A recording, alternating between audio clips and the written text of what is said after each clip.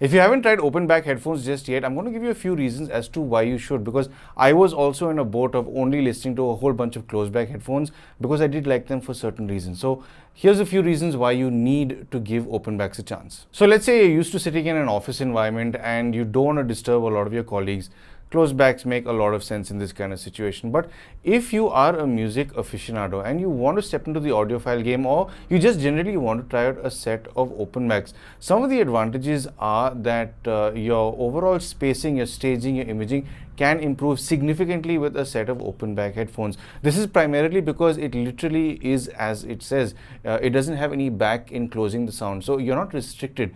It's almost like listening to a set of speakers that are slap bang against a wall and you're facing it. So only when you give breathing room to that speaker, pulling it away from the wall, from the side walls and the rear wall, do you tend to see larger or experience larger staging and imaging. Open backs tend to do the same thing. Now obviously you cannot use open backs in an office environment because for one, you're going to have a lot of noise bleeding in and you're going to have a lot of audio bleeding out as well. So you're not going to exactly get a certain level of privacy when you're listening to any sort of media.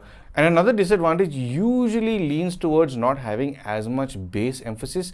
This is primarily again because it is not a closed area. So the bass doesn't have an area to resonate into. So it's basically bleeding out when it comes to that pressure against your eardrum. It's not going to be as aggressive.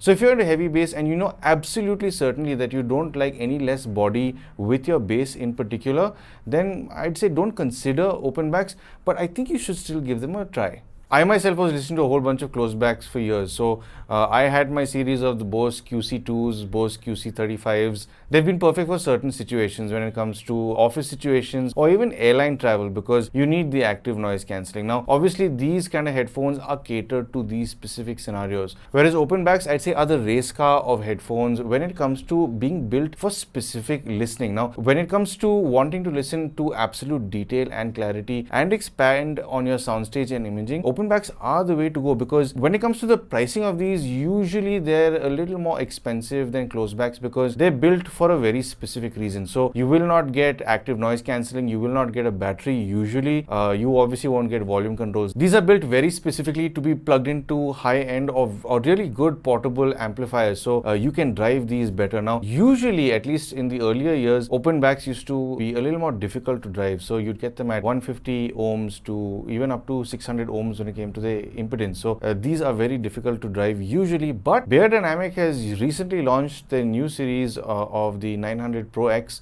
which I madly fell in love with, and I think those sit at around 32 ohms. So coming to the main reason why I have fallen so madly in love with open backs over the years, it's because I've finally been able to find a place in my music, with my music, through open back headphones again, and it's a totally different experience compared to listening to a good set of high-end speakers, because you can compare it to driving a nice car and riding a nice motorbike.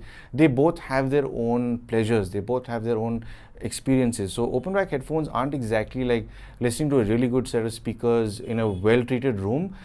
In a sense, you're eliminating that treatment of the room. Now, since these headphones can breathe, like I mentioned, having a speaker away from a wall, it gives you a better expanse, better detail, and these headphones, more than closed backs, have usually shown me a lot more details in my music that I haven't been able to zone into when it comes to closed backs. Now, obviously, I'm not referring to some closed back headphones that I've heard which cost upwards of 2 or 2.5 lakhs.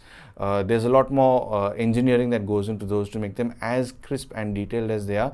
But usually, when it comes to more affordable headphones, if you're not spending too much money, open backs tend to usually outperform closed backs when it comes to performance with detail and staging for certain. For example, if you had around 20 to 24,000 bucks to spend on a good set of headphones, and let's say you don't have a set of headphones, you're a traveler, you want to have something that has active noise cancelling, I think the Sony XM4 is a terrific set of headphones to invest in because they're terrific at what they do, especially with the active noise cancelling when you're flying, and they are an enjoyable set to listen to. They are quite bass happy. I've been happy with them when it comes to using them for travel. Now, in that situation, yes, I would strongly recommend the Sony XM4. Whereas if you had the same amount of money and you want to sit at home in the evenings just to unwind from a long day of work and you just want to listen to the nuances in your music, provided of course you have high-res music, the source file itself is good audio, that same money could go towards, say, the Beyerdynamic DT900 Pro X. And sadly, I haven't reviewed them yet. In fact, I need to get in touch with Beyerdynamic for a demo unit. But the Beyerdynamic DT900 Pro X in particular just pulled me deep into how it handled my music. In fact, so much so those headphones did disappear to a certain extent. And I was able to connect with them not at a product level, but on a music level. And end of the day, that's what you're looking for. You want to be able to connect with your music, and the product itself should disappear. And that's one set of headphones that did. And at the same time, they don't cost 24,000. I think the prices, at least right now, I think are going for around 18 or 19,000. Both of these headphones I'd highly recommend, the Sony XM4 and the Beyerdynamic DT900 Pro X, but they are for two completely different situations. So they can be for the same person, they can be for different people depending on what your flavor is. But overall, I would highly recommend listening to a set of open back headphones if you haven't already, because I don't think a lot of people know about these, because closed backs are the most common. They're the most popular set of headphones that are being manufactured today. So where can you listen to these? Well,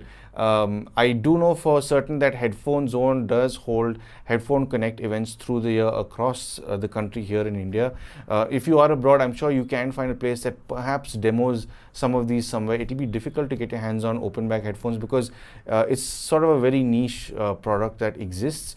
But if you live in Bombay and you do want to give a set of open back headphones a demo, I think you can go over to the Headphone Zone office, because they've got a plethora of headphones ready and waiting for people to come and demo them. And it's worthwhile going and experiencing them before you make your next commitment towards any kind of headphones. And something that's caught me a little off guard is that the open back design has also found its way to the IEM market. So I recently reviewed a set of CCA CXS IEMs, and I think they go for around 1,700 rupees over here in India if you can get your hands on them. And I didn't think they'd be able to implement something like this at such an affordable rate. Now, yes, they are open backs, but they just don't have the expanse or the imaging, the staging that a set of headphones would have, because no doubt the headphones have a much larger driver, and also they are significantly more expensive. And usually when there's more budget, there's a lot more R&D and just generally science that can go into it, making that product that much better. So basically, just go ahead and demo these, because it's something that has riled up a lot of emotion with me, and I've been able to connect with my music so much better with open backs rather than closed backs. I use closed backs just to travel now because it's easier to travel with active noise cancelling. But for music pleasure, when it comes to headphones, I will always go the open back route. So of course, if you do have any questions about closed backs or open back headphones, please feel free to drop your questions and comments down in the comment section below. I'd be happy to engage with you. I do hope this video has helped you in some way or the other, and if you would like to support the channel, I'm sure you know exactly how to. But of course, thank you for tuning into Paul's POV for some sound advice.